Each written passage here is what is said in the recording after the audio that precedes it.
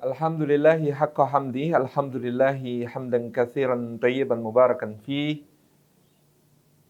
Alhamdulillahi nahmaduhu wa nasta'inuhu wa nastaghfiruhu wa nastahdi wa natubu ilaih wa la na'budu illa iyyahu wa natawakkalu alaih. Allahumma fasalli wa sallim wa barik ala sayyidina wa habibina wa syafi'ina wa maulana Muhammad wa ala alihi wa ala ashabihi wa dzurriyyatihi wa man sara ala nahji wa sanna bi sunnatihi wa ihtada bi hadihi ila yaumil liqa'i rabbih, amma ba'd.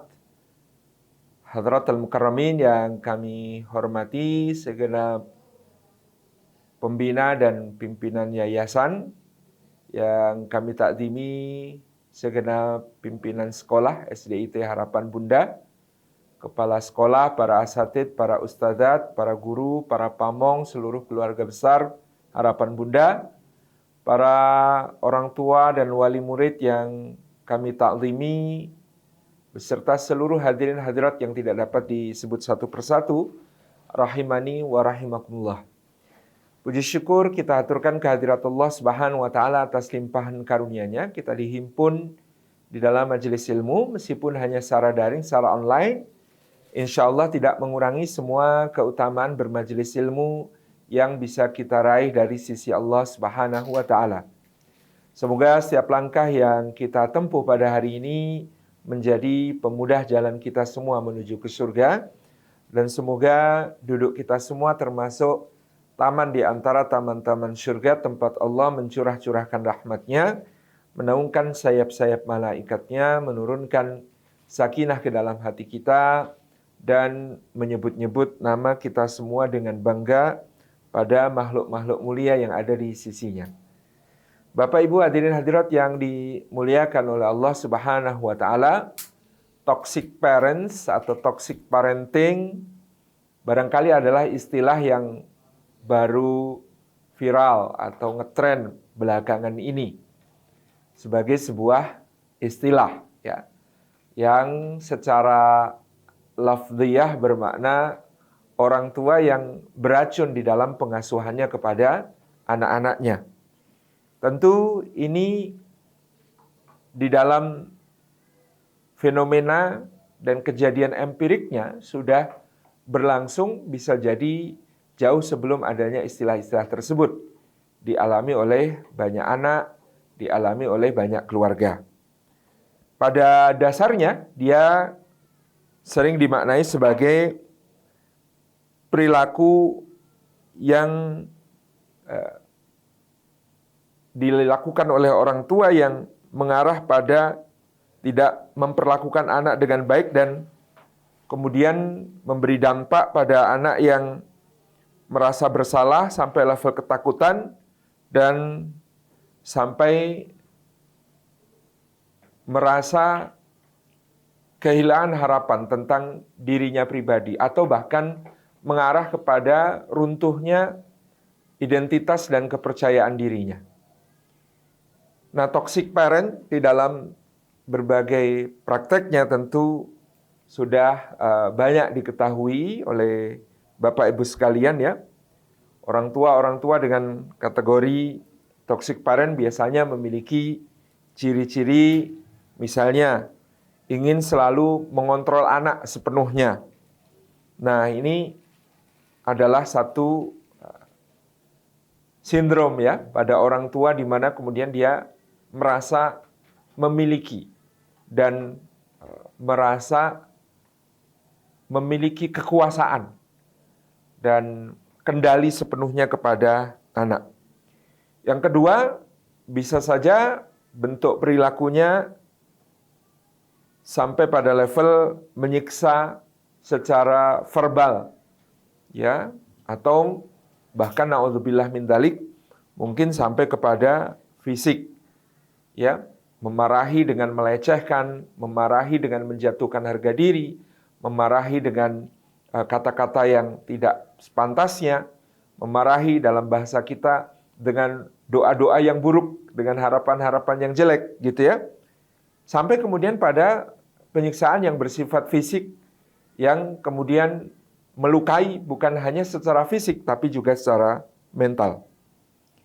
Yang ketiga adalah kurangnya empati orang tua terhadap dunia anak, yang tentu berakar pada ketidakfahaman orang tua pada hal-hal yang harus dihadapi anaknya pada masa tumbuh kembang mereka. Sehingga muncul tuntutan-tuntutan dan harapan-harapan yang melampaui apa yang bisa direalisasikan oleh seorang anak sesuai dengan kemampuannya. Yang keempat, overkritik. Jadi kepada anak nih sering sekali kemudian melontarkan kritik-kritik yang membuat anak kemudian putus asa, tidak berani mencoba hal baru, atau takut untuk dikritik, atau takut untuk kemudian salah, takut untuk gagal, dan seterusnya. Kemudian yang kelima, bentuk perilakunya bisa dalam bentuk mengganggu privasi anak. Ya, satu hal yang kemudian bukan ranah yang dia ingin untuk dibuka kepada siapapun. Ya, ini biasanya muncul pada anak-anak yang mulai memasuki ya masa-masa menjelang akil baligh gitu ya. Ini biasanya mereka menambah ruang-ruang privasi mereka, tentu sesuai dengan tumbuh kembangnya. Lalu orang tua masih memposisikan anak seperti ketika anak masih di bawah usia 5 tahun, sehingga masuk mencampuri berbagai hal yang sebenarnya privasi bagi anak. Kemudian yang keenam, ya, bentuk perilaku toksik bisa dalam hal menganggap ya atau memberikan beban tanggung jawab kepada anak untuk selalu membahagiakan orang tua, seolah-olah satu-satunya sumber kebahagiaan orang tua adalah kesuksesan anaknya, keberhasilan anaknya, ya. Ya, dalam ukuran-ukuran yang mungkin sangat duniawi, letakkan di pundak anak bahwa orang tua hanya bisa bahagia kalau kamu mencapai ini, kalau kamu mencapai itu, kalau kamu berprestasi ini, kalau kamu berprestasi itu. Ini adalah di antara beberapa perilaku yang disinyalir oleh para ahli bisa masuk kepada kategori toxic parent atau orang tua yang ya mewariskan racun kepada anak-anaknya. Dalam pembicaraan yang lebih mendasar di dalam agama kita, dinul Islam, tentu kita bisa melihat secara lebih komprehensif bahwa Rasulullah SAW pernah kepada beliau mengadu seorang bapak. Bapak ini menyampaikan bahwa anaknya telah durhaka kepadanya. Lalu Nabi SAW pun memanggil anak dari orang tua yang mengadu ini. Kemudian beliau SAW menyampaikan, kenapa engkau durhaka kepada orang tuamu? Tetapi anak itu terlebih dahulu bertanya kepada Nabi SAW, ya Rasulullah, sebelum aku jawab pertanyaan itu, bolehkah aku bertanya apa haknya anak atas orang tuanya, atau apa kewajiban seorang bapak kepada anaknya? Maka Nabi SAW menjawab, yang pertama, kewajiban bapak atas seorang anak adalah memilihkan seorang ibu yang salihah untuknya. Tentu sejauh jangkauan ilmu maupun kemampuannya. Yang kedua, memberinya nama yang baik sebagai doa-doa. Dan yang ketiga, mendidikkan adab Islami dengan memberikan contoh, mengajarkan, dan mengembangkan apa yang ada pada anaknya. Ini yang disebut sebagai kewajiban orang tua kepada anaknya. Maka anak itu kemudian mengatakan kepada Nabi SAW, bagaimana ya Rasulullah jika ayahku tidak memenuhi ketiga hal tersebut kepadaku? Dia tidak memilihkan seorang ibu yang salihah untukku. Dia juga tidak memberiku nama yang baik yang menjadi doa-doa bagiku. Dan dia, ya Rasulullah, juga tidak pernah mencontohkan ataupun mendidikkan, mengajarkan adab-adab Islam kepada diriku. Maka Nabi Shallallahu Alaihi Wasallam bersabda, maka sesungguhnya engkau wahai bapak telah durhaka kepada anakmu sebelum anakmu durhaka kepada dirimu. Jadi di dalam Islam ada konsep anak durhaka, tetapi tidak ketinggalan dengan itu juga ada konsep orang tua yang durhaka kepada anaknya. Nah, ini tentu konsep durhakanya orang tua kepada anak jauh lebih komprehensif daripada sekedar apa yang disebut sebagai perilaku toxic parent tadi. Kalau kita telisik dalam hadis ini, maka orang tua yang durhaka kepada anak itu bermula dari ketidaksadarannya akan tanggung jawab membentuk sebuah keluarga yang didasarkan pada nilai-nilai keimanan, nilai-nilai keislaman. Kalau dia menyadari, tentu tadi dia memenuhi hak yang pertama, yaitu memilihkan ibu yang salihah bagi anak-anaknya. Demikian pula seorang ibu, maka dia menerima pinangan seorang calon suami yang saleh, yang kelak akan menjadi bapak bagi anak-anaknya. Jadi dari persoalan yang sangat mendasar, ini dimulai. Konsep sebuah keluarga yang didasarkan pada nilai-nilai keimanan dan keislaman. Kalau keluarga ini tidak berangkat dari muntolak, dari terminal keberangkatan, ya, membangun rumah tangga sebagai ibadah, membangun pernikahan sebagai ibadah, dan madrasah untuk mendidik generasi penerus yang lebih baik, tentu ini sudah akan menjadi satu hal yang sangat mempengaruhi apa-apa yang nanti akan diberikan kepada anak, diperlakukan kepada anak. Maka dari itu Allah Subhanahu wa taala memberikan qanun a'ili di dalam Al-Qur'an atau undang-undang tentang keluarga dalam Al-Qur'anul Karim.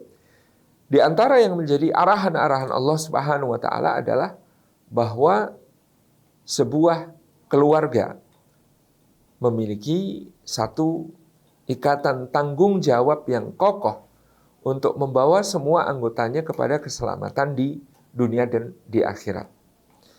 Allah Subhanahu wa taala berfirman, "A'udzubillahi minasyaitonirrajim. Ya ayyuhalladzina amanu qu anfusakum wa ahlikum nara wa quduhan nas wal hijarah 'alaiha malaikatun ghiladun syidad la ya'sunallaha ma amarahum wa yaf'aluna ma yu'marun."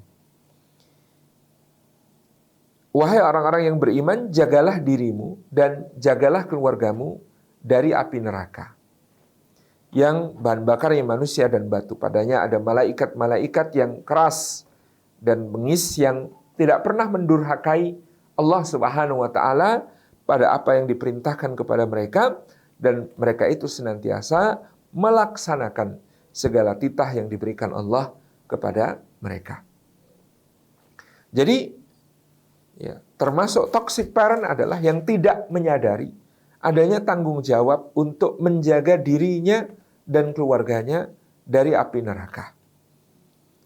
Ini adalah kesadaran mendasar. Ya.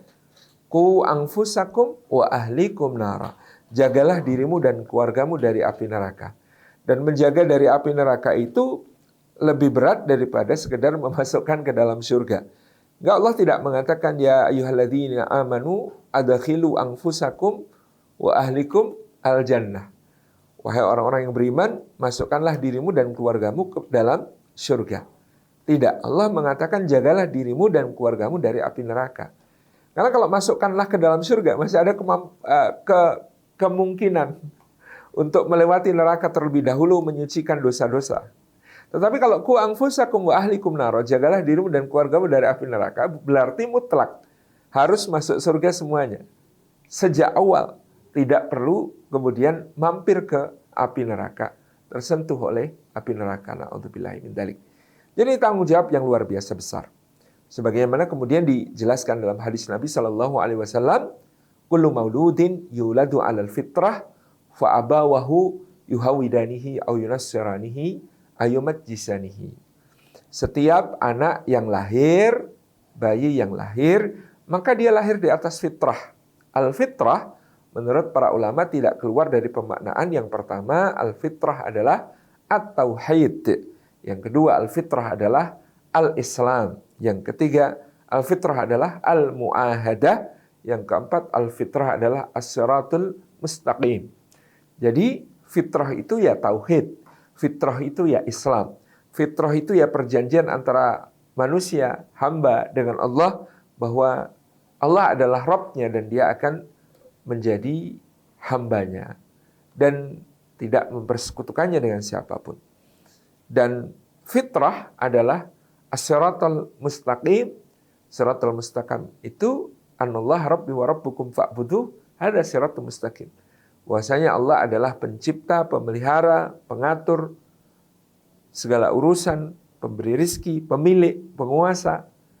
Dan karena itu, maka dia satu-satunya ilah, sesembahan yang berhak diibadahi. Ini adalah makna dari al-fitrah. Jadi semua anak lahir di atas fitrah ini.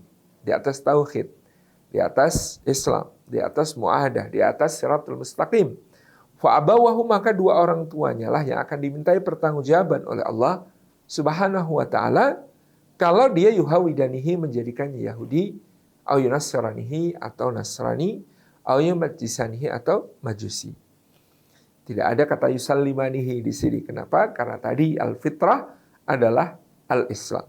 Jadi tentu menjadikan Islam itu hanya menjaga dia di atas fitrahnya. Jadi ku anfusakum wa ahlikum nara juga berarti jagalah dirimu dan keluargamu senantiasa di atas fitrah, di atas Islam. Ini tanggung jawab yang sangat berat, yang sangat besar, yang kemudian ya harus disadari, dipikul oleh orang tua, yang kemudian akan Allah Subhanahu wa ta'ala tanyakan kepadanya. Maka dalam hal ini tidak termasuk toxic parent bagi orang tua untuk menyadarkan anaknya tentang betapa besarnya tanggung jawabnya sebagai orang tua atas mereka untuk menjaga mereka di atas fitrah, di dalam tauhid, di dalam Islam, di dalam mu'ahadah dan siratul mustaqim sesuai dengan amanah dari Allah Subhanahu wa ta'ala. Dengan demikian, seluruh keluarga ini memiliki goals yang sama. Goalsnya adalah jannatu adni yadkhulunaha ma'aman salaha min abaihim wa azwajihim wa dzurriyyatihim. Jadi ini adalah surga Aden yang mereka akan masuki bersama orang-orang yang beramal saleh. Orang-orang yang saleh dari bapak-bapak mereka, pasangan hidup mereka, dan juga anak keturunan mereka. Ini goals yang sama, yang kita kemudian perlu fahamkan kepada anak-anak kita. Fahamkan kepada keluarga kita. Dan tentu lebih jauh lagi, big family goals-nya adalah, kalau tadi family goals, ada big family goals, yaitu kita ingin alladzina amanu wa taba'athum dzurriyyatuhum biiman alhaqna bihim dzurriyyatahum. Orang-orang beriman yang anak cucu mereka mengikuti mereka di dalam keimanan, maka Allah akan himpunkan mereka bersama seluruh anak cucunya itu, ya, seluruh garis keturunan mereka, bahkan juga ke atas-atasnya, di dalam surga yang sama di sisi Allah Subhanahu wa ta'ala. Jadi ini memahami tanggung jawab dan memahami goals dari sebuah keluarga akan membuat tadi orang tua faham apa yang menjadi tanggung jawabnya kepada anak, kewajibannya kepada anak, yang dengan itu dia membangun keluarganya, membangun rumah tangganya sebagai ibadah kepada Allah. Ibadah yang sangat panjang, karena kalau sholat itu hanya dari takbir sampai salam. Kalau puasa itu hanya dari terbit fajar sampai terbenam matahari. Kalau umrah itu hanya dari saat mengambil miqat sampai tahallul. Dari kita berihram sampai kemudian kita ya menghalalkan diri kita keluar dari ihram kita. Zakat lebih-lebih lagi, hanya kalau mencapai nisab dan sudah haul, itu yang kemudian kita tunaikan. Tapi yang namanya kehidupan rumah tangga berkeluarga ibadah yang sangat panjang. Sejak kita memulai rumah tangga kita dari akad diucapkan sampai kemudian kita bersama-sama kelak memastikan diri menapak di surganya Allah Subhanahu wa ta'ala. Jadi ini yang pertama yang akan membuat orang tua seharusnya tidak sampai melakukan satu perilaku toksik kepada anak-anaknya adalah menyadari besarnya tanggung jawab. Bukan tanggung jawab dunia tadi, mengejar prestis karena prestasi-prestasi dan capaian-capaian anak, bukan. Tapi bagaimana mereka terjaga di dalam fitrahnya sampai kelak untuk menghadap Allah Subhanahu wa ta'ala. Yang berikutnya Bapak Ibu yang dirahmati oleh Allah Subhanahu wa ta'ala, ya, konsep tanggung jawab itu ya meluas kepada bagaimana kita akan meninggalkan mereka. Kesadaran bahwa kita tidak akan selamanya membersamai mereka. Kita tidak akan selamanya ada di sisi mereka. Kita tidak akan terus-menerus ya tersedia untuk mereka. Tetapi justru dengan kesadaran itu kita hendak meninggalkan mereka sebagai generasi yang kokoh. Generasi yang tidak rapuh. Ya, kalau tadi yang pertama kita menyadari betapa besarnya tanggung jawab yang akan dipertanyakan oleh Allah kepada kita, ya maka yang berikutnya ini justru kesadaran bahwa dengan tanggung jawab sebesar itu ternyata kita tidak bisa untuk bersama mereka selamanya, untuk terus-menerus ada di sisi mereka, untuk terus mengawasi, mendampingi, mengontrol, ya semua yang mereka lakukan. Tidak, kita tidak bisa.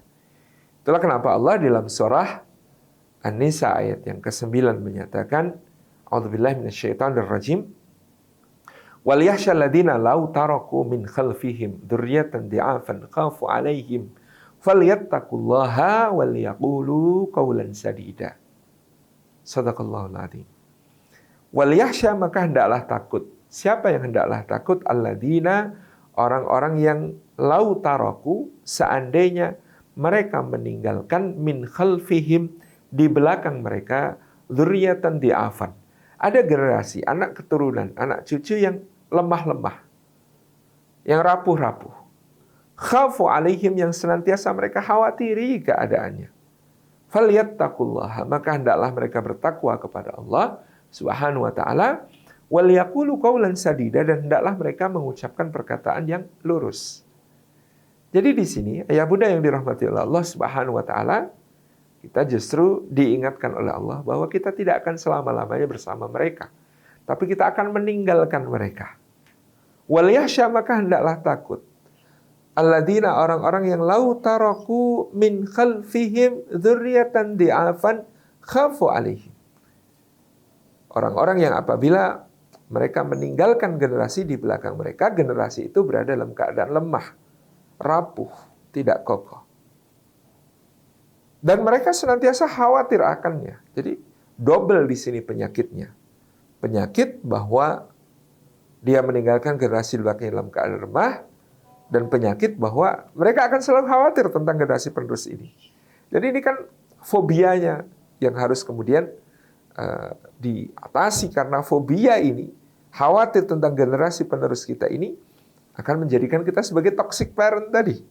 Kekhawatiran yang berlebihan tentang mereka. Juga keadaan mereka itu akan membuat kita menjadi toxic parent ini. Mereka rapuh. Atau mereka rapuh, mereka keadaannya tidak kokoh, ini justru karena perilaku toxic parent yang kita lakukan. Nah, apa obatnya? Ternyata di sini Allah Subhanahu wa ta'ala memberikan jalan keluar, solusinya adalah falyattaqullaha. Maka hendaklah mereka bertakwa kepada Allah, karena takwa ini adalah nilai kokoh yang akan memberikan satu pondasi yang baik bagi keluarga kita untuk diwariskan dari generasi ke generasi. Pondasi takwa. Takwanya orang tua, ya. Takwanya anak-anaknya nanti. Falyattaqullah, hendaklah orang tua ini bertakwa kepada Allah. Wal yaqulu qawlan sadida, dan hendaklah mereka mengucapkan perkataan yang lurus, perkataan yang lempeng, yang tidak bengkok, yang konsekuen, yang konsisten, ya, konsekuen dan konsisten. Qaulan sadida. Ini yang kemudian menjadi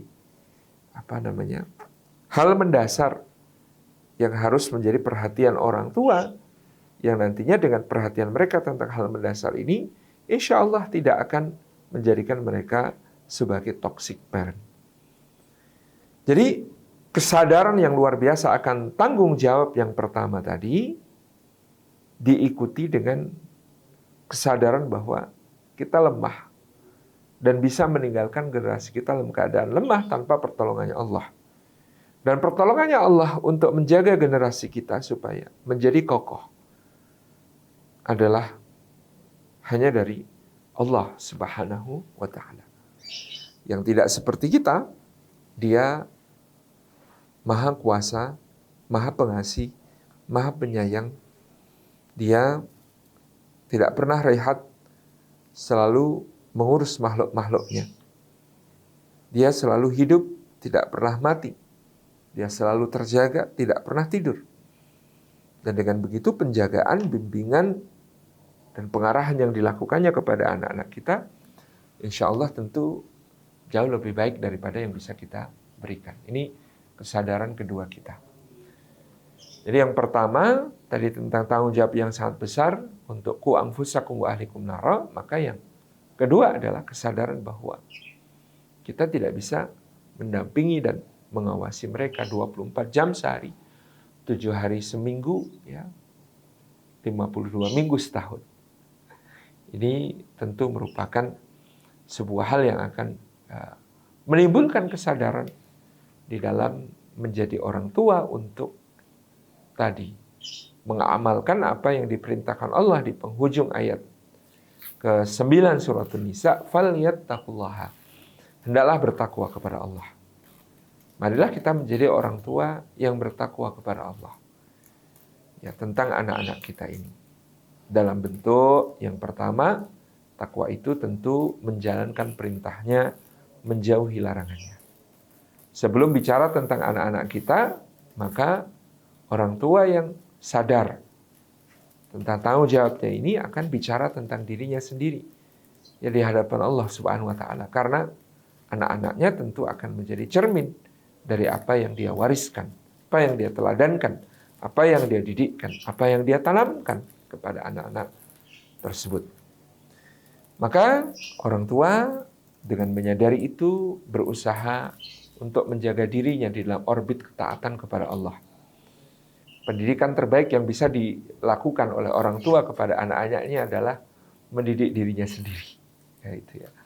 Pendidikan terbaik yang bisa diberikan oleh orang tua kepada anak-anaknya adalah mendidik dirinya sendiri. Dengan orang tua yang takwa kepada Allah, yang takut kepada Allah, yang menjaga nilai-nilai yang diamanahkan oleh Allah, maka insya Allah Allah yang akan menjaga anak-anak mereka tersebut. Falyattaqullah, maka hendaklah dia bertakwa kepada Allah. Dan takwa itu menjalankan perintah Allah, menjauhi larangan-larangannya. Maka takwa itu juga bermakna bagaimana kemudian kita melaksanakan amal-amal ibadah yang kita jaga kepada Allah. Sebaik-baik pendidikan bagi orang tua untuk anak-anaknya adalah bagaimana orang tua ini melaksanakan ketaatan kepada Allah Subhanahu wa Ta'ala di setiap keadaan. Jadi guru kami dulu, Allahu yarham Kiai Mu'tamid Khalil, kalau ada anak-anak yang bermasalah, santri-santri yang bermasalah di pondok, di pesantren, maka yang pertama-tama akan diminta bermuhasabah adalah orang tuanya. Karena keadaan anak di pondok seperti apa itu mencerminkan seperti apa keadaan orang tuanya yang ada di rumah. Yang kemudian harus mungkin dibenahi terlebih dahulu sebelum anak ini akan dibenahi. Sehingga orang tua diminta untuk melaksanakan amal-amal ibadah yang fardu wajib dijaga apapun keadaannya. Diteruskan dengan amalan-amalan sunnah yang bisa dilakukan sejauh jangkauan kemampuan untuk mendukung kebaikan-kebaikan yang Allah hadirkan untuk anak-anaknya. Jadi orang tua yang bahasa Jawanya itu tirakat, prihatin, mujahadah untuk anak-anaknya, ini akan menjadi penopang yang sangat kokoh di masa yang akan datang, tentang apa yang dilakukan oleh anak-anaknya. Kami memiliki seorang kenalan yang menarik, namanya Pak Gopar. Pak Gopar ini penjual gorengan. Pak Gopar ini penjual gorengan yang mangkal di dekat pesantren Krapyak. Yang menakjubkan dari Pak Gopar adalah puasa Daudnya istiqomah, tidak pernah putus. Demikian pula qiyamul lailnya setiap malam tidak pernah ketinggalan. Ketika kita mempertanyakan kepada Pak Gopar apa rahasianya, ternyata beliau punya cerita untuk menjadi jawaban hal itu. Pada suatu hari, Allahu yarham Kiai Haji Khalil Bisri Rembang, kakaknya Gusmus, waktu itu masih sugeng, datang ke Krapyak.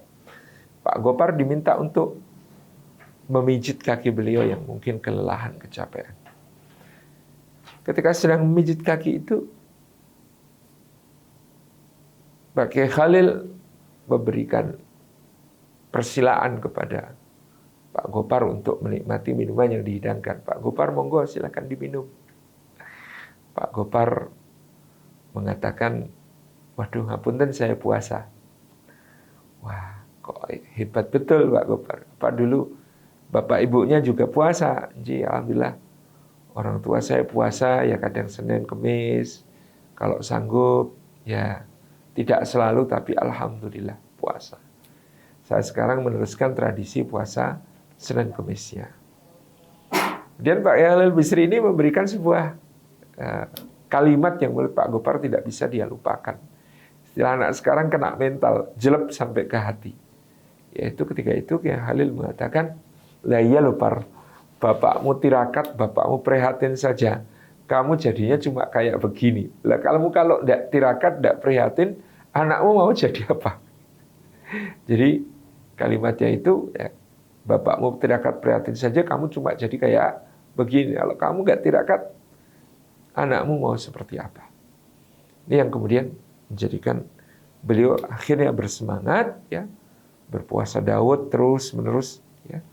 Kemudian sekaligus juga beliau melaksanakan qiyamul lailnya setiap akhir malam. Ini suatu yang menakjubkan karena semangat untuk menjaga anak-anak kita dalam kebaikan. Nah, ini orang tua yang sadar tanggung jawab ini tidak akan toksik, dia tidak akan meletakkan beban-beban kepada anaknya, tapi justru dia meletakkan tanggung jawab anak itu atas anak itu pada dirinya dengan tadi mengisi waktunya dengan ibadah yang diniatkan bukan hanya untuk dirinya tapi juga untuk anak-anaknya, sekaligus juga mendoakan anak-anaknya tersebut. Jadi ini ya perkara yang sangat penting dalam pembahasan tentang takwa tadi. Dan yang dimaksud dengan takwa tentu juga adalah ya, melakukan segala hal yang bisa menjaga diri dan keluarga kita dari jatuh ke dalam kemaksiatan kepada Allah Subhanahu wa Ta'ala. Baik dalam yang berbentuk maksiat hati maupun maksiat anggota badan, ini semuanya kita jaga betul-betul di dalam keluarga kita. Nah, hadirat-hadirat yang dimuliakan oleh Allah Subhanahu wa Ta'ala, falyattaqullah, hendaklah mereka bertakwa kepada Allah. Ya, ini ya penting sekali untuk orang tua senantiasa memberikan contoh keteladanan di dalam nilai-nilai ketakwaan, keimanan dan ketakwaan kepada Allah. Jadi orang tua menjadi contoh di dalam bagaimana menjalani hidup dengan agamanya Allah Subhanahu wa Ta'ala. Itu pangkal dari kebaikan anak-anak kita, ketakwaan kita semuanya, karena adanya ujian-ujian dari Allah Subhanahu wa Ta'ala yang kita hadapi juga dengan nilai-nilainya Allah Subhanahu wa Ta'ala. Falyattaqullah, hendaklah bertakwa kepada Allah, merasakan pengawasan Allah dimanapun dan kapanpun, merasakan bahwa kita punya rencana-rencana kebaikan di sisi Allah yang belum terlaksana. Kita merasakan bahwa ada hal yang masih perlu ditingkatkan dalam amal-amal kita, dan ada dosa-dosa kesalahan yang harus terus dikikis dan dikurangi. Dan kita memiliki semangat untuk bersama-sama berjuang bersama keluarga kita, bersama ya orang-orang yang kita cintai dalam mengarungi lautan ujian, lautan nikmat, lautan cobaan dari Allah Subhanahu wa taala dalam kehidupan dunia, karena saat memetik yang hakiki, yang abadi adalah di sisi Allah. Falyattaqullaha wal yaqulu qawlan sadida. Dan inilah satu hal lagi yang menjadi basic value ya bagi kita supaya tidak menjadi orang tua yang toxic parent, adalah senantiasa berkata yang lurus, berkata yang lempeng, berkata yang tidak bengkok, yang kalimat-kalimat kita itu konsisten dan konsekuen di dalam menimbang atau ditimbang berbagai kebenaran di sana. Nah, saya sering mencontohkan, kita terbiasa yang menjadi toxic parent dengan cara tidak berkalimat yang lurus dan lempeng. Contoh yang sederhana adalah tidak konsisten dalam menyebut ya pensifatan kepada anak. Contoh, nak, sini bantu dong nak, bunda lagi sibuk sekali, repot sekali ini, bisa dong bantu bunda ini iris sayurannya. Ibunda lagi masak, mengajak anaknya yang sedang mungkin asik dengan gadget untuk membantunya di dapur. Sang anak akan menjawab, enggak bunda, aku lagi sibuk nih, bagus nih tontonannya nih. Lalu bundanya mengatakan, ya Allah nak, kamu tuh sudah besar, kok enggak mau bantu sih? Kamu tuh sudah besar, kok enggak mau bantu sih? 5 menit kemudian, ya, ayah bunda yang dirahmati oleh Allah Subhanahu wa taala, ternyata ada tayangan di dalam gadget anak kita yang mengiklankan sebuah barang yang kemudian dia tertarik. Lalu dia berkata kepada kita, nah, bunda, ini bagus sekali bunda, beliin untuk aku ya bunda. Maka bundanya kemudian mengatakan, enggak boleh, kamu tuh masih kecil, enggak boleh main yang kayak begini. Bisa perhatikan di mana tidak konsistennya. 5 menit yang lalu kita katakan dia sudah besar. Sekarang kita mengatakan dia masih kecil. 5 menit yang lalu sudah besar, sekarang masih kecil. Anak kita confused, sebenarnya aku itu sudah kecil atau masih besar. Gitu. Jadi karena apa? Karena kita tidak konsisten. Apa yang menyebabkan kita tidak konsisten? Kita bicara hanya sesuai kepentingan, bukan karena kebenaran. Kepentingan kita yang pertama adalah meminta dia membantu kita. Maka kita mengatakan bahwa dia sudah besar. Kepentingan yang kedua adalah kita tidak ingin membelikan apa yang dia minta. Maka kita katakan kepadanya bahwa dia masih kecil. Nah ini kan anak jadi confused. Aku tuh sudah besar, masih kecil. Akhirnya karena dia diajari untuk berkalimat sesuai kepentingan, dia juga akan menggunakan sudah besar dan masih kecil itu untuk kepentingan dia. Sebaliknya, kalau dia diminta bantu sesuatu, ya dia akan bilang, aku tuh masih kecil, masa suruh bantu, gitu ya. Kalau dia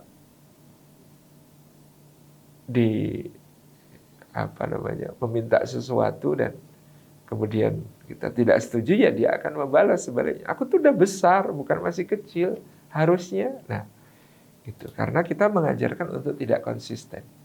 Hanya karena kepentingan kita untuk ya, satu hal dan lain hal. Contoh lain, kalimat-kalimat yang tidak konsisten itu, tidak konsekuen itu banyak, termasuk bagaimana kita kemudian pergi. Ya. Orang tua yang baik, yang tidak toksik, pasti kalau pergi pamit. Nah, maaf ya, bunda tinggal sebentar. Udah ada acara arisan di balai desa. Insya Allah cuma 2 jam, nanti segera pulang. Ya, sekarang pengen ikut ya, tapi nggak boleh, supaya nanti di sana bunda bisa konsentrasi melaksanakan tugas sampai selesai. Baru nanti bunda pulang untuk master sayang. Pulang main sama master sayang. Oke? Gitu ya. Nah ini ya, pamit betul gitu ya. Kemudian anak tahu lama-lama kalau sudah dipamiti 1, 2, 3 kali, lama-lama dia hafal mana yang dia boleh ikut, mana yang tidak. Kalau memang tidak boleh ikut, ya sudah, tidak lagi ada tangis-tangis. Enggak, karena sudah dibiasakan untuk pamit tadi. Tapi kalau kemudian ayah bunda nggak sabar, khawatir dia nangis, ya dipegangkan pembantu, sama pembantu diajak lihat cicak, ya. Cicak, cicak, cicak, cicak. Kemudian orang tuanya menyelinap pergi tanpa diketahui si anak. Ini tidak konsisten dan tidak konsekuen. Pergi tanpa pamit kepada anak. Ya, bagi orang tua Allah cuma ditinggal sebentar. Bagi anak, ya ada pelajaran. Oh, begitu caranya. Awas nanti aku dewasa, aku sibukkan kalian dengan sesuatu, ya bukan cicak tentu saja. Dan lalu aku akan melakukan hal apa yang aku suka. Tanpa pengetahuan kalian. Wah, ini kan jadi lebih riskan dan lebih berbahaya tadi. Wal yaqulu qawlan sadida, berpamit yang utama, lebih baik. Kemudian misalnya kalau anak kita lari-larian, ayah bunda yang dirahmati Allah, ini juga perilaku toxic parenting yang tadi kita sebutkan, mungkin secara verbal. Anak baru lari-larian, orang tua sudah langsung mengatakan, jangan lari-lari, nanti jatuh. Padahal doanya ibu diamini malaikat, ya jatuh beneran. Jangan lari-lari, nanti jatuh. Saya tidak tahu apakah ada kaitan atau tidak. Indonesia ini orangnya 250 juta ya bunda. Tapi menemukan 11 orang untuk main sepak bola di Piala Dunia, kita nggak mampu gitu ya. Memilih 11 dari 250 juta orang itu untuk bermain sepak bola di level dunia, kita tidak mampu. Jangan-jangan. Itu karena sejak kecil anak-anak kita dibesarkan dengan kata-kata, jangan lari, nanti jatuh. Jangan lari, nanti jatuh. Kenapa? Karena 90% pekerjaan pemain sepak bola itu lari. Nah, orang Indonesia sejak kecil dilarang lari supaya tidak jatuh. Kan kita mengajarkan supaya anak kita takut mengambil risiko. Ya namanya lari, jatuh itu risiko. Tapi kemudian kita takut-takuti dia dengan risiko itu. Jangan lari nanti jatuh. Kalau sudah jatuh beneran, kadang-kadang orang tua nambahi membuat anak ini semakin tidak ingin mencoba di waktu depan. Membuat anak ini semakin tipis percaya dirinya untuk mencoba hal baru. Atau untuk mencoba sesuatu yang keluar dari zona nyamannya. Karena orang tua mengatakan, tuh kan dibilang juga apa? Tuh kan bener kan jatuh kan? Nah, ini toksik ya, kalimat-kalimat seperti ini toksik membuat anak-anak tadi jadi pengennya tetap di zona nyaman, nggak mau keluar yang cukup jauh dan memadai untuk mendidiknya mandiri, misalnya gitu ya. Karena apa? Karena dia ditakut-takuti dengan hal baru itu mengerikan. Hal baru itu perlu dibungkus dengan hal yang menyeramkan. Sehingga dia sama sekali tidak berani ambil risiko. Dia menjadi anak yang minderan, tidak percaya diri, dan seterusnya. Toksik. Karena kalimat yang sederhana padahal, yaitu, tuh kan dibilang juga apa, makanya jangan lari-lari. Gitu. Atau kita juga bisa menjadi orang tua yang toksik, meskipun dengan kalimat yang lebih halus. Saya dengan mengatakan, udah, ini batunya nakal ini. Udah, jangan nangis ya, batunya nakal ini. Udah ibu pukul nih. Udah ibu balesin ke batunya yang nakal. Kita sebenarnya sedang toksik ketika itu. Karena kita mengajarkan kepada anak kita untuk bermudah-mudah blaming others, menyalahkan yang lain. Setiap upaya yang dia sebenarnya belum mengerahkan kemampuannya sampai pada puncak kemampuannya, belum berusaha sekuat tenaga, ya dia sudah akan menemukan semua alasan untuk berhenti nanti. Ya. Kenapa kok nilai matematika kamu cuma 6, Dek? Jawabannya karena batunya nakal, diubah sedikit menjadi karena gurunya killer, Mak. Dia tuh gurunya tuh nggak bisa ngajar itu. Padahal dia yang kurang effort, dia yang kurang usaha, dia kurang berjuang. Tapi karena diajari sejak kecil, kalau kamu jatuh, yang nakal batunya, maka dia punya kebiasaan untuk blaming others, untuk menyalahkan yang lain. Ada lagi? Ada. Yang kemudian ibu-ibu mungkin ketika anaknya jatuh kemudian mengatakan, "Dah, nggak nangis. Cuma kayak gini, ini nggak sakit ini ya, cuma kayak gini. Dah ya, nangisnya udah. Puk, dah, ini nggak sakit. Bagus, pada konteks tertentu mungkin membuat anak bandel, membuat anak kuat, membuat anak tidak cengeng ya. Harapan kita kan begitu, cuma kayak sakit kayak gitu aja. Udah, nggak usah nangis. nggak sakit. Tetapi kalau itu ternyata sakit betulan, gitu ya, maka anak kita adalah belajar menjadi anak yang tidak berempati kepada yang lain. Nanti lihat orang menderita, kita akan komentar ya, playing victim. Biasa kayak begitu itu. Jadi orang kok sok menderita, gitu ya. Dia lihat misalnya Zionis menjajah Palestina dan menganiaya penduduknya. Orang Palestina itu lebay. Kayak gitu aja kok menderita. Biasa itu. Karena apa? Karena dia diajari untuk kayak begitu tuh nggak sakit, biasa aja gitu ya. Yang lebih repot kalau nanti orang tuanya sudah usia agak sepuh, 65 tahun. Asam uratnya kambuh, encok pegelinu. Aduh nah ini sakit nah. Udah tua kok nangis, Bu. Malu-maluin, jangan nangis. Cuma kayak gitu aja. Nggak sakit itu. Kita melabeli anak apa seperti itu? Anak durhaka. Padahal yang ngajarin untuk mengatakan rasa sakit yang beneran sakit sebagai tidak sakit, itu kita. Dia merasakan sakit betul, lalu kita bilang nggak sakit. Dia belajar nanti. Oh, nggak sakit. Berarti Ibu Win nggak sakit sebenarnya gitu ya. Nah, cuma asam urat kayak gitu, biasa itu. Namanya juga umur udah tua, nangis. Nah, ini kan repot, itu toksik juga gitu yang seperti ini. Saya ditanya di komplain, Ustaz kok salah semua? Terus yang benar ngomong apa kalau anak jatuh? Gitu. Ya, yang tidak toksik seperti apa? Yang tidak toksik adalah ketika anak jatuh, jika dia memang perlu pertolongan, berikan pertolongan. Tidak usah banyak ngomong, mungkin dengan pelukan, kuatkan, dia sampai selesai nangisnya, lalu kemudian berikan ucapan selamat, salami tangannya. Selamat nak, kamu sudah... Selamat nak, kamu sudah lari, mencoba hal baru, dan jatuh. Karena jatuh memang resiko. Tapi kamu bisa bangkit lagi. Nanti larinya lebih cepat dan lebih hati-hati. Oke? Ini positif, gitu ya. Ini tidak toksik. Membuat anak tahu lari itu bagus, lari itu penting. Sekaligus membuat anak tahu lari itu ada resiko jatuh. Tetapi dia juga tahu jatuh itu akan menjadi berharga kalau dia mau bangkit lagi, lalu lebih berhati-hati, mengambil pelajaran dari situ. Kadang-kadang qaulus sadid ini supaya tidak toksik, ya, itu hanya soal urutan. Ada dua orang ibu, anaknya sama-sama susah dibangunkan dan sama-sama suka minum susu. Ibu pertama membangunkan anaknya dengan kata-kata, nak bangun nak, nanti kalau bangun ibu bikinkan susu deh. Ayo cepet bangun sayang. Ibu kedua membangunkan anaknya dengan kata-kata, nak, bangun nak, itu sudah ibu bikinkan susu untukmu.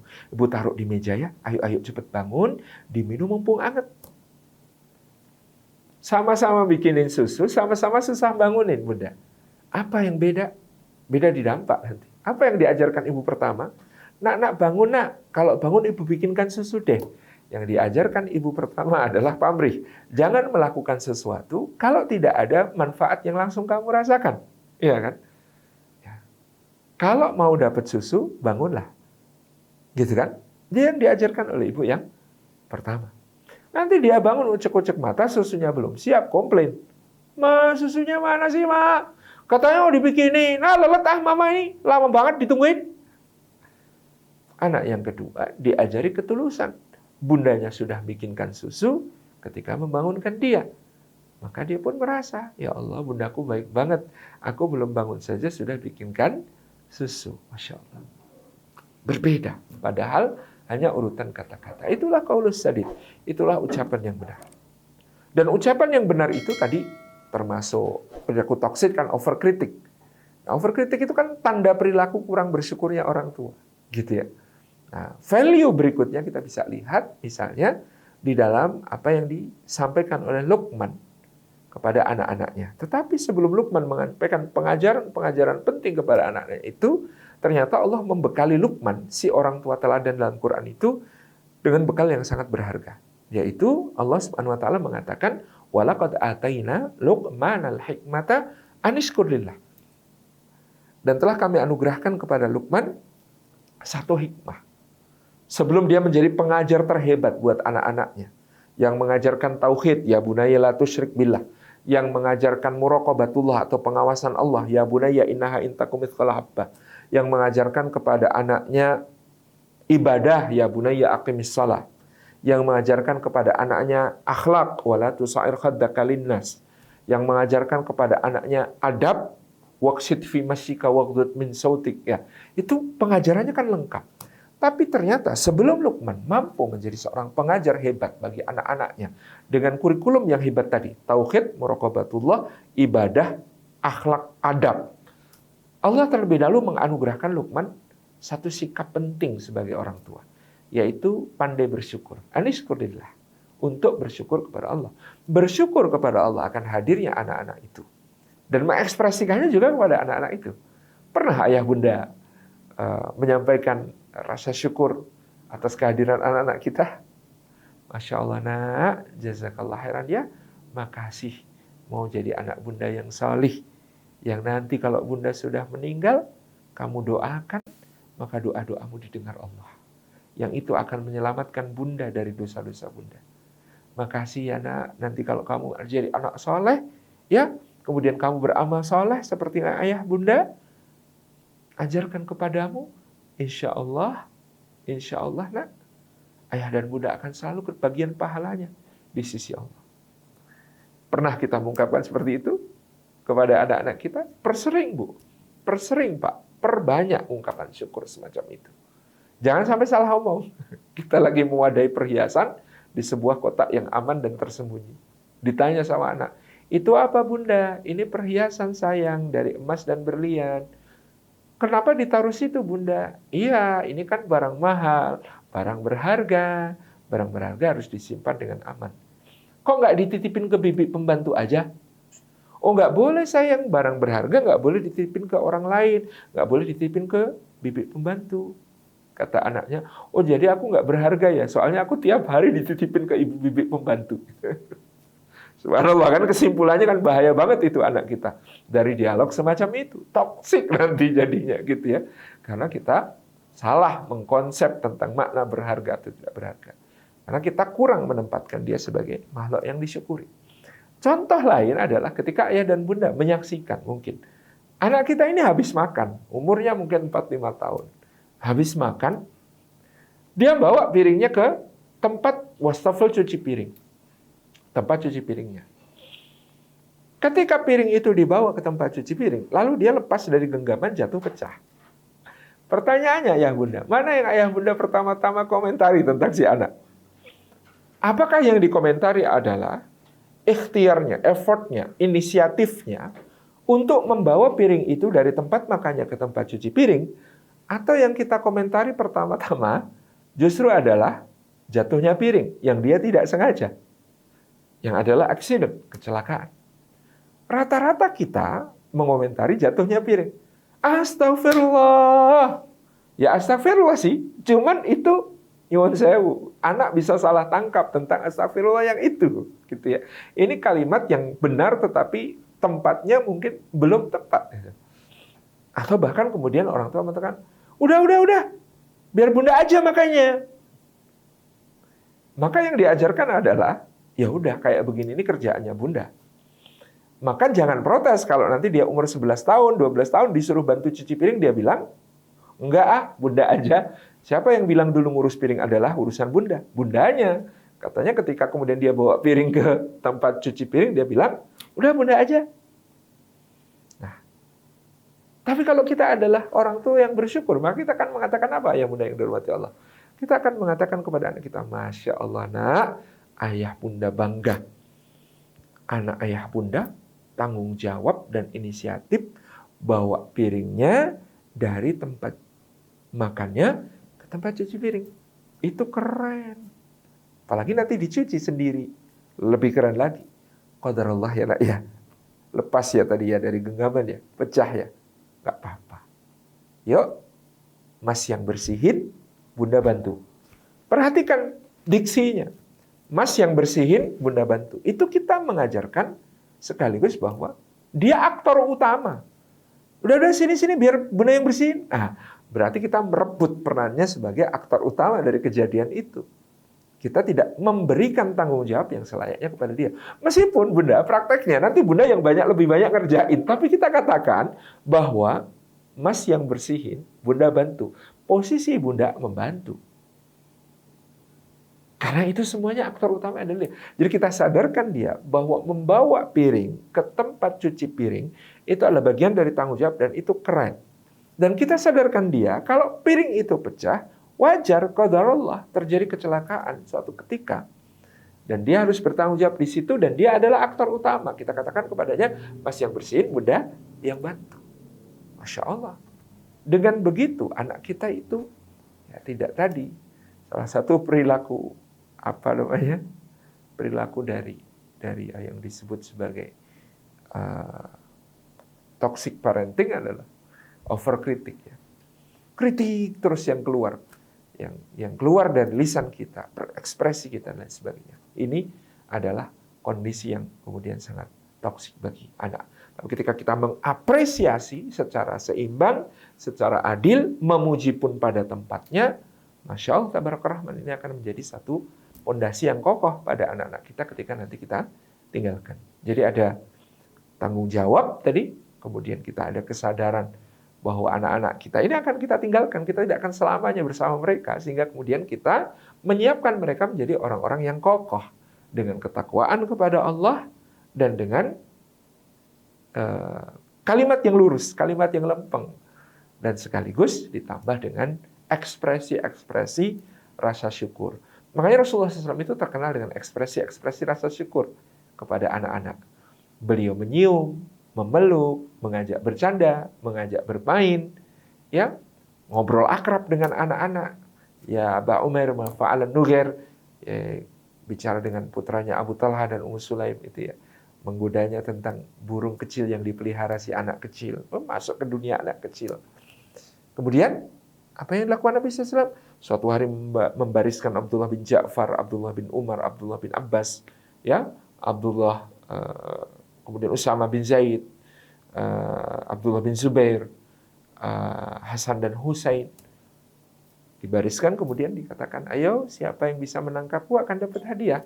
Rasulullah lari, kemudian anak-anak ini mengejar beliau, menangkap kanan kiri pundak beliau, ya, kemudian menangkap dada, perut beliau, kaki beliau, semuanya berhasil mendapatkan beliau ketika itu. Kemudian beliau mengatakan, semua dapat hadiah, semua dapat hadiah. Ini menunjukkan gambaran yang luar biasa tentang keakraban Rasulullah. Seperti cerita Abu Hurairah, bahkan perhatiannya Rasulullah itu luar biasa ya. Pulang dari satu jihad fisabilillah langsung dinaikin sama Hasan Husain keliling rumah. Ya, langsung dinaikin sebagai kuda-kudaan. Padahal itu usia 60-an. Ya, pada usia 60-an ya, beliau dijadikan kuda-kudaan oleh cucunya sampai sedemikian Abu Hurairah takjub mengatakan, nak, yang kamu tunggangi itu tunggangan yang paling mulia di seluruh langit dan bumi. Kata Nabi SAW, ya, penunggangnya juga adalah pemuda-pemuda penghulu pemuda di surga. Demikian pula Nabi SAW ya, memberikan pemahaman kepada kita bahwa menempatkan sesuatu pada tempatnya. Contoh, kita sering dengan alasan membiasakan dan lain sebagainya memaksa anak untuk sholat. Pada usia-usia anak di mana usia anak memang belum waktunya diperintahkan untuk sholat. Padahal Rasulullah bersabda, murru auladakum bisalati wahum abna'u sab'i sinin. Perintahkan anak kalian untuk salat di usia mereka yang 7 tahun. Nah, sebelum 7 tahun ngapain? Ketika kita membaca surah Luqman tadi, kita tahu ada 2 perkara penting yang harus ditanamkan sebelum memerintahkan ibadah, yaitu tauhid dan pengawasan Allah. Tauhid dalam hal ini ya mengajak mereka bertafakur tentang penciptaan, lalu mengatakan kepada mereka kalau Allah yang menciptakan, tentu kepada Allah kita harus beribadah. Mengajak mereka bertafakur tentang rezeki, lalu mengatakan kalau Allah memberi makan, memberi minum, memberi rezeki kepada kita, tentu kepada Allah kita harus menyembah. Dan seterusnya. Muraqabatullah maknanya adalah tadi kita menyadarkan anak bahwa bukan kita yang mengawasi mereka, tapi Allah. Nah, ini juga tadi terkait dengan toxic parent ketika orang tua pengen mengontrol semuanya, masuk ke ranah privasi, mengawasi ini dan itu dan seterusnya secara berlebihan, ini bertentangan dengan pengajaran muraqabatullah ini. Jadi anak-anak kita itu sejak kecil harus difahamkan bahwa, nah, kalau kamu melakukan sesuatu yang baik, Meskipun tidak ada ayah yang akan memuji kamu, atau bunda yang akan tersenyum manis kepadamu, atau teman-teman yang akan kagum sama kamu, atau ustadz-ustadzah yang akan kemudian memuji kamu di depan kelas, kalau itu hal baik, lakukan, nak. Karena Allah pasti lihat. Dan kalau Allah lihat, maka Allah itu balasannya buat kamu lebih indah daripada pujian ayah, hadiah bunda, kekaguman teman-teman, ataupun pujian-pujian dari ustadz-ustadzah. Terlebih keren apa yang dikasih Allah. Sebaliknya, nak, kalau kamu melakukan hal yang tidak baik, meskipun tidak ada ayah yang akan jewer kamu, tidak ada bunda yang akan cemberutin kamu, tidak ada ustadz-ustadzah yang akan negor kamu, tidak ada teman-teman yang akan olok-olok kamu, kalau itu hal buruk, jangan lakukan. Karena Allah Maha melihat dan mengawasi, dan Allah memiliki balasan atas itu semua. Nah, dua perkara ini, tauhid dan muraqabatullah, ini harus tertanam dulu kepada anak sebelum kemudian membawa mereka kepada ibadah. Nah, misalnya, ya, orang tua, ini sebenarnya tidak terlalu salah asalkan konteksnya tepat. Selalu menjanjikan hadiah kalau anaknya mencapai prestasi tertentu. Nah, kalau hafal juz 30 nanti kita jalan-jalan ke Bali ya, atau dapat sepeda ya. Tetapi dampaknya akan lebih signifikan, lebih baik kalau kemudian tidak diberi janji, tetapi begitu dia hafal juz 30 misalnya, orang tua memberikan sepeda dengan kata-kata begini. Nah, Masya Allah, Tabaraka Rahman, ayah dan bunda bangga, bersyukur sekali sama Allah, kamu sudah hafal juz 30. Maaf ya, ayah dan bunda nggak bisa ngasih apa-apa. Ini sepeda, itu pun dari Allah, dititip ke ayah bunda buat kamu. Tapi ingat, nak, yang di sisi Allah, hadiahnya jauh lebih keren daripada sekedar sepeda dari ayah dan bunda. Gitu ya.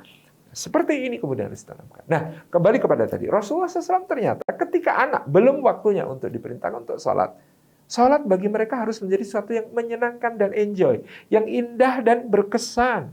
Sehingga Umamah binti Abil As digendong ketika sholat, diletakkan ketika ruku, diambil ketika i'tidal, diletakkan lagi sujud, dipangku ketika duduk. Masya Allah. Sehingga Al-Husain naik ke punggung Nabi SAW ketika Nabi sedang mengimami salat berjamaah di Masjid Nabawi. Dijadikan Rasulullah kuda-kudaan, sujudnya jadi lama. Para sahabat sampai berpikir yang bukan-bukan tentang Nabi, kata Ibnu Abbas. Khawatir Nabi wafat saat sujud. Ternyata nanti Nabi tetap bangun dari sujud. Selesai salam, beliau meminta maaf, mengatakan, maaf tadi Husain naik ke punggungku menjadikan aku kuda-kudaan. Aku tidak ingin memutus kesenangannya, sehingga aku menunggu dia puas, turun sendiri, baru aku bangkit dari sujudku. Bayangkan, bedakan sama kita.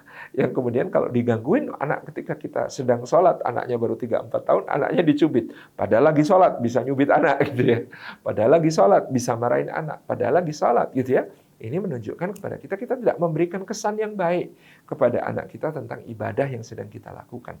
Ini ayah dan bunda kalau lagi sholat jadi suka nyubit, ya, ayah dan bunda kalau lagi sholat jadi menyakiti, dan lain sebagainya. Yang berikutnya tentu kita memahamkan tentang kubhunal iqab bila bayan. Ini termasuk perilaku kurang bersyukur tadi adalah menghukum tapi tidak ada penjelasan. Anaknya nggak diterangin apa-apa, langsung dibawa ke sepeda motor atau dibawa ke mobil, pergi ke acara pengajian, di sana anaknya rewel, merengek minta pulang, dimarahin. Di sana anaknya rebutan mainan sama teman, dimarahin. Di sana anaknya lari-larian di depan, nabrak stand atau nabrak tripod kamera, dimarahin. Maka anak yang tidak diberikan penjelasan sebelum dihukum dimarahin ini, ya akan kemudian mengambil kesimpulan sederhana. Ayah bundaku galak, itu aja. Tetapi kalau kemudian ini sudah di briefing lebih dulu. Nah, nanti kita mau ada acara pengajian. Acaranya 3 jam. Kamu ikut nggak? Acaranya di tempat ini. Nanti di sana, ikut bunda. Nanti di sana kalau ikut, 1, nggak boleh lari-lari di depan. Main di tempat yang disediakan untuk main. Ada teman-temannya. Nggak boleh rebutan mainan sama temannya. Nggak boleh nakalin temannya. Nggak boleh juga merengek-rengek minta pulang sebelum waktunya pulang. Oke? Kesepakatan dibuat. Nanti kalau dia melanggar, lalu kemudian kita marah, ya kita menegur, anak punya kesimpulan yang benar, yaitu aku salah, maka ditegur oleh ayah dan bunda. Gitu. Itu yang kemudian dipaham. Jadi ini akan menjadi kekuatan yang luar biasa bagi anak untuk tadi tidak toksik. Karena dimarahi, dia tahu dimarahi ada alasannya. Ayah bunda marah ada alasannya. Dan selanjutnya tentu toksik juga kalau orang tuanya juga kecanduan misalnya gadget. Sehingga anak juga kecanduan gadget. Kenapa? Karena orang tua itu dibandingkan dengan gadget kadang-kadang kalah responsif. Anak-anak kita itu nyentuh gadget, gadgetnya ngasih respon. Mencet gadget, gadgetnya ngasih respon. Sementara orang tua dipanggil 3 kali baru nengok. Bunda, bunda, bunda. 3 kali baru nengok. Nengoknya marah. Apa sih? Nggak lihat apa? Bunda lagi sibuk. Akhirnya anak lebih senang dengan gadget gitu ya. Kenapa? Gadget dikasih ketika dipencet, disentuh, dia ngasih respon. Anak-anaknya narik-narik, orang tuanya marah. Apa sih? Nah, maka dia memilih gadget. Karena apa? Karena kita memang tugas pertama kita supaya anak-anak kita tidak tertoksik oleh gadget adalah menjadi orang tua yang tidak toksik. Yang tadi kalau disentuh-sentuh dan dipencet-pencet lebih asyik daripada gadget. Terakhir, jangan pernah lelah mendoakan anak-anak kita apapun yang sedang kita lihat pada mereka. Jangan kehilangan harapan bahwa mereka bisa berbalik menjadi manusia-manusia terbaik dan tidak putus asa ya kita atas doa-doa tersebut. Jangan istiqjal, baru berdoa sekarang, besok pagi sudah protes. Kok doa saya belum dikabulkan ya Allah? Kok anak saya belum jadi soleh? Semuanya perlu proses. Jangankan kita. Nabiullah Yakub alaihissalam saja anaknya 12, yang nakal 10, yang soleh hilang, dan baru nakalnya sembuh setelah bertahun-tahun kemudian. Hanya karena apa? Karena Nabi Yakub, innama askubasi wa husni ilallah. Aku hanya mengadukan kesusahan dan kesedihanku kepada Allah. Maka ini kuncinya juga. Kalau anak kita nakal, jangan mengadu ke medsos. Kalau anak kita belum sesuai harapan, jangan keluar-keluar di mana-mana. Semuanya bisa kita tumpahkan ke hadapan Allah Subhanahu wa taala. Demikian, mudah-mudahan bermanfaat. Jazakumullah khairan. Wassalamualaikum warahmatullahi wabarakatuh.